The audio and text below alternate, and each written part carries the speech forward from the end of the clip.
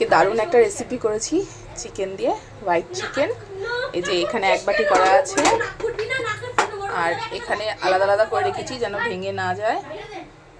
এই যে এখানে এই যে এটা করেছি পরোটা, রসুন ধনে পাতা ছিটিয়ে এই যে এরকমভাবে পরোটা করেছি। তাই না কেমন হয়েছে? আজকে আমাদের ঘরের সব বাচ্চা বাটিরা খাবে, তাই জন্য।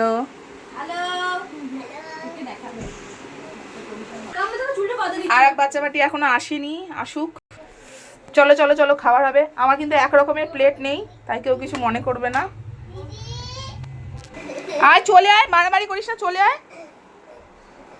ওরকো হাতটা ধুয়ে নেবো। এটা শক্ত।